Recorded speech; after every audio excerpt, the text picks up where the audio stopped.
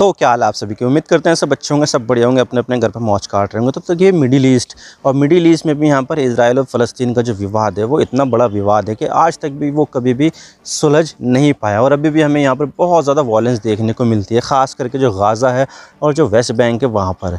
और इसी चीज़ को लेकर यहाँ पर जो है जो अरब देश है वो तो यहाँ पर इजराइल के ऊपर नाराज़ रहते हैं, क्योंकि देखा जाए तो इजराइल जो है वो अत्याचार करता रहता है जो फ़लस्तीनी है उनके ऊपर, और फ़लस्तीनी लोग खुद को अरब मानते हैं, तो अरब लोग यहाँ पर जो है अपना समर्थन यहाँ पर फ़लस्तीन को देते हैं। जबकि यहाँ पर जो इजराइल है उसको यहाँ पर पूरा समर्थन जो मिलता है वो पश्चिमी देशों से मिलता है, और यहाँ पर अमेरिका, कनाडा, इन सब देशों से यहाँ पर काफ़ी ज़्यादा मिलता है, ख़ास करके अमेरिका में। क्योंकि देखा जाए तो अमेरिका की जो राजनीति होती है ना, पूरी की पूरी राजनीति जो है यहाँ पर वो इजराइल के आसपास ही केंद्रित होती है। अगर यहाँ पर कोई पार्टी इजराइल को ज़्यादा समर्थन दे दे तो उसको यहाँ पर वोट भी ज़्यादा मिलते हैं और उनके जो चांसेस होते हैं सत्ता में आने के वो भी यहाँ पर काफ़ी ज़्यादा बढ़ जाते हैं। तो यहाँ पर जो अमेरिका की जो राजनीति होती है वो यहाँ पर पूरी तरह से यहाँ पर इजराइल सेंट्रिक होती है। उनके घरेलू विवाद क्या होते हैं, उनके घर में क्या मसला चल रहा है, क्या क्या इंफ्रास्ट्रक्चर में कमी है, लोगों को क्या क्या दिक्कत है, उनसे उनको कोई मतलब नहीं है। उनको यहाँ पर मतलब है कि किस तरह से यहाँ पर जो इजराइल है वो यहाँ पर जो है सर्वाइव कर जाए, और इजराइल की सुरक्षा जो है उनकी सबसे बड़ी सुरक्षा होती है। अमेरिकन की सुरक्षा से पहले वो यहाँ पर इजराइल की सुरक्षा करना पसंद करते हैं। आप देख सकते हैं कितना ज़्यादा यहाँ पर जो अमेरिका है वो यहाँ पर इजराइल को लेकर चिंतित होता है, और यहाँ पर जो अमेरिका है वो यहाँ पर इजराइल कुछ भी कर ले लेकिन यहाँ पर कुछ भी यहाँ पर सैंक्शंस नहीं लगाए जाते। लेकिन अब यहाँ पर जो अमेरिका और इजराइल के जो संबंध है उसमें यहाँ पर काफ़ी ज़्यादा खटास आने वाली है, क्योंकि देखा जाए तो अमेरिका जो है वो यहाँ पर एक IDF यानी कि इजराइल डिफेंस फोर्स की एक यूनिट के ऊपर सैंक्शंस लगाने वाली है। यानी कि यहाँ पर उस यूनिट के जो भी सोल्जर होगा उसको यहाँ पर आतंकवादी घोषित कर देगी। यानी कि यहाँ पर सीधा मतलब ये है कि एक तरफ देखा जाए तो इजराइल के अमेरिका के साथ बहुत अच्छे संबंध हैं, लेकिन दूसरी तरफ यहाँ पर जो उसकी जो फोर्स है उसकी एक बटालियन के ऊपर यहाँ पर अमेरिका जो है वो सैंक्शंस लगाने वाला है, जिसकी वजह से यहाँ पर जो इजराइल है उसने यहाँ पर कह दिया कि भाई ये पूरी तरह से जो है मैडनेस है, यानी कि बेवकूफ़ी है यहाँ पर ये, और ये पागलपन है। और इसी वजह से यहाँ पर जो इजराइल है वो यहाँ पर अमेरिका के ऊपर भड़का हुआ है, और जल्दी यहाँ पर जो बाइडेन है वो यहाँ पर अनाउंस करने वाले हैं कि यहाँ पर जो इजराइल की एक यूनिट है जिसका नाम नेतन्याहू यहूदा है, नेतन्याहू यहूदा, उसके ऊपर यहाँ पर सैंक्शंस लगाने वाला है। और यानी कि ये एक टेररिस्ट ऑर्गेनाइजेशन बन जाएगी। वे जो बटालियन है ना वो पूरी टेररिस्ट ऑर्गेनाइजेशन बन जाएगी। तो आज इसके बारे में पूरी डिटेल के साथ बात करते हैं कि अमेरिका यहाँ पर ये क्यों करने वाला है, और ये जो नेतन्याहू यहूदा है वो यहाँ पर क्या चीज़ करती है, किसकी वजह से यहाँ पर जो अमेरिका है वो सैंक्शंस लगाने वाला है। तो आज इसके बारे में पूरी डिटेल के साथ बात करते हैं। लेकिन उससे पहले अगर आप चैनल पर नए हो तो सब्सक्राइब जरूर कर देना चैनल को, वीडियो को चाहे लाइक करो डिसलाइक करो, लेकिन चैनल को सब्सक्राइब जरूर कर देना। तो चलिए वीडियो का आगाज़ करते हैं। तो सबसे पहले हम यहाँ पर जो इजराइल डिफेंस फोर्स की जो यूनिट है ना जिसका नाम है नेतन्याहू यहूदा, जिसके ऊपर अमेरिका यहाँ पर सैंक्शन लगाने वाला है और उसके हर सोल्जर्स को यहाँ पर आतंकवादी घोषित करने वाला है, उसके बारे में जान लेते हैं कि क्या मसला है। तो देखिए यहाँ पर आपको तो पता है कि इजराइल जो है वो कंपैरेटिवली दूसरे देशों से काफ़ी ज़्यादा छोटा देश है, और इसकी जो स्थापना हुई थी वो भारत देश के आज़ादी के बाद, यानी कि भारत यहाँ पर आज़ाद हुआ था 1947 में, लेकिन यहाँ पर इजराइल जो देश बना वो 1948 में बना।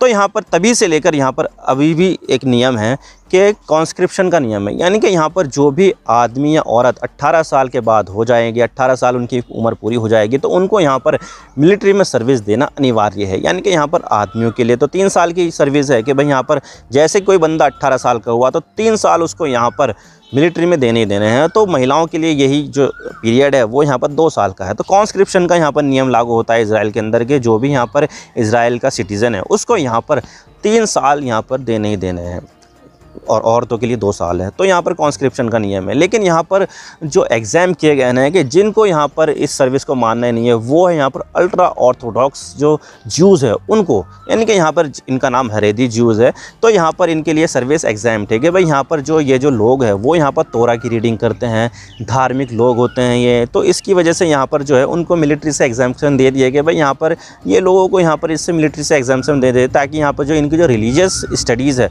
उसको यहाँ पर कहीं से भी कोई भी इफ़ेक्ट ना पड़े। तो ये चीज़ें है। लेकिन यहाँ पर इन्हीं लोगों के लिए एक जो है मिलिट्री की यूनिट बना दी गई थी जिसका नाम था नेतन्याहू यहूदा।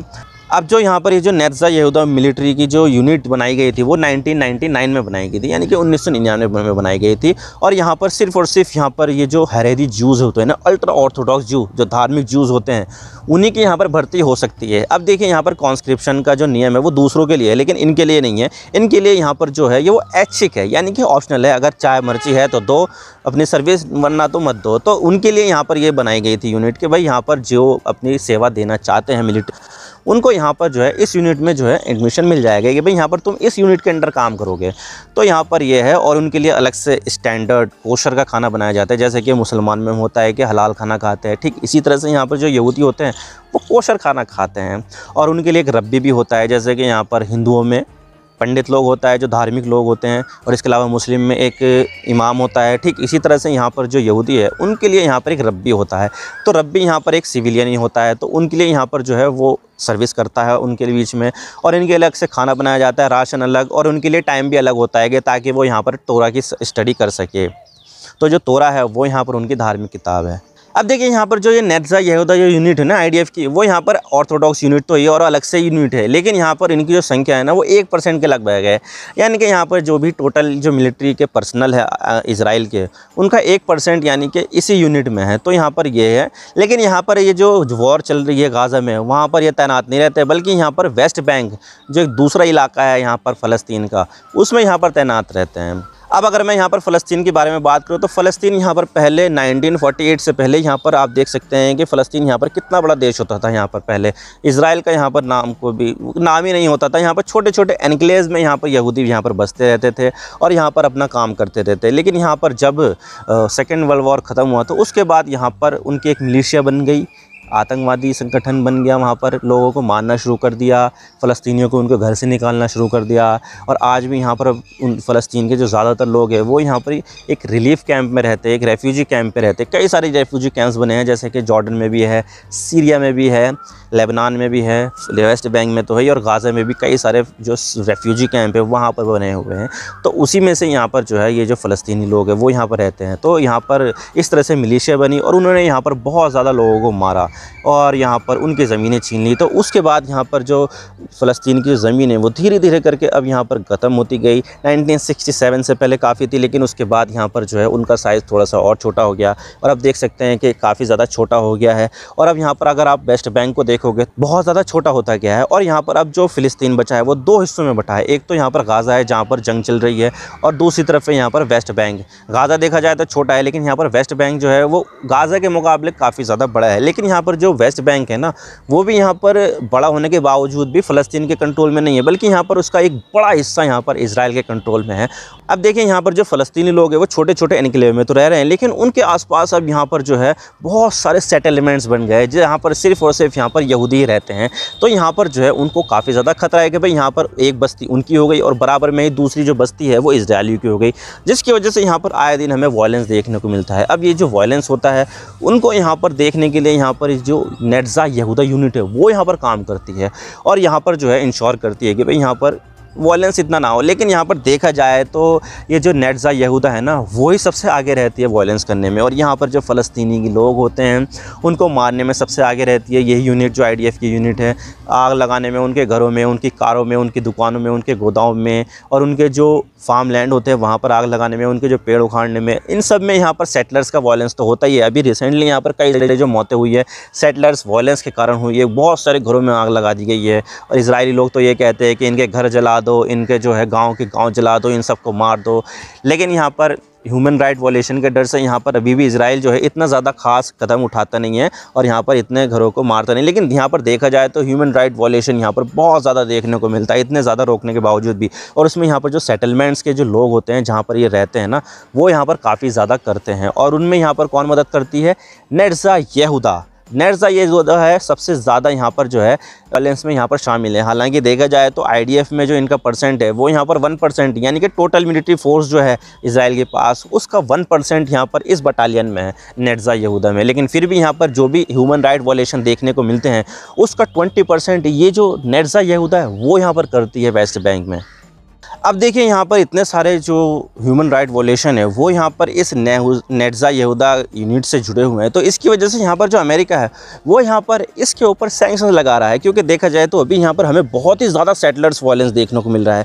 बहुत ज़्यादा यहूदियों के घरों को जलाया गया है, बहुत ज़्यादा यहाँ पर मौतें भी देखने को मिली। आप देख सकते हैं कि 15 लोगों की यहाँ पर अभी जान गई है सेटलर्स वायलेंस के कारण। और जो यहाँ पर आर्मी जो इन्वॉल्व थी वो यहाँ पर नेत्ज़ा यहूदा थी, जिसकी वजह से यहाँ पर जो है बहुत ज़्यादा एक्सट्रीम लेवल पर हमें वायलेंस देखने को मिल रहा है।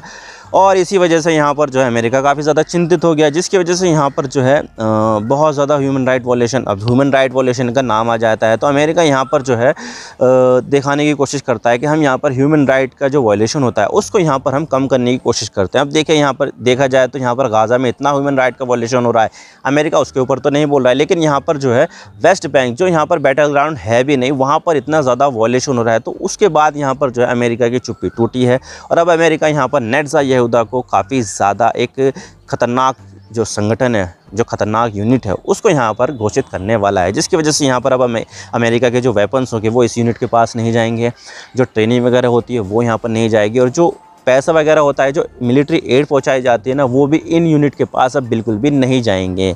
यानी कि यहाँ पर सीधा सीधा यहाँ पर जो अमेरिका है वो यहाँ पर इसको एक टेररिस्ट ऑर्गेनाइजेशन की तरह ट्रीट करने वाला है। अब देखिए इस चीज़ को लेकर यहाँ पर जो है नेतन्याहू जो इजराइल के प्राइम मिनिस्टर है वो यहाँ पर बिल्कुल भी खुश नहीं है और यहाँ पर ये चाहते हैं कि भाई इस तरह से जो सैंक्शन है वो बिल्कुल भी ना लगे। लेकिन यहाँ पर देखा जाए तो वो इतने ज़्यादा ह्यूमन राइट वॉयलेशन देखने को मिलते हैं वेस्ट बैंक में, गाज़ा में, उसके ऊपर तो कोई यहाँ पर बोलता नहीं है। लेकिन यहाँ पर अगर अमेरिका इनके ऊपर अगर सैंक्शंस लगा दे तो तब यहाँ पर जो है इनको बुरा लग जाता है। तो भाई यहाँ पर ये थोड़ी ना चलेगा कि भाई तुम ह्यूमन राइट का वॉयलेशन भी करो और उसके बाद यहाँ पर कोई तुम्हें कुछ बोलेगा नहीं। तो भाई यहाँ पर दुनिया ऐसे चलती नहीं है भाई। तो यहाँ पर ये देखने को मिला है और इसकी वजह से शायद हो सकता है कि आने वाले समय में अमेरिका और इजराइल के बीच में जो संबंध है उसमें यहाँ पर थोड़ा उतार चढ़ाव जो है आ सकता है। तो आई होप आपको सारी बातें समझ में आ गई होगी किस तरह से यहाँ पर जो अमेरिका है वो यहाँ पर IDF की एक बटालियन को यहाँ पर टेररिस्ट बटालियन घोषित करने वाली है, जिसकी वजह से यहाँ पर हो सकता है आने वाले समय में इजराइल और अमेरिका के संबंध भी थोड़े से यहाँ पर बिगड़ सकते हैं। अब ये तो वक्त ही बताएगा कि आगे क्या होता है। मैं तो बस इतना ही कहना चाहता हूँ। वीडियो थोड़ी सी पसंद आए तो लाइक ज़रूर कर देना और चैनल पर नए हो तो चैनल को सब्सक्राइब जरूर कर देना। आपके एक सब्सक्रिप्शन से हमें आगे कंटेंट बनाने की मोटिवेशन मिलती है। Thank you for watching. I really appreciate your precious time. God bless you all. Now signing off.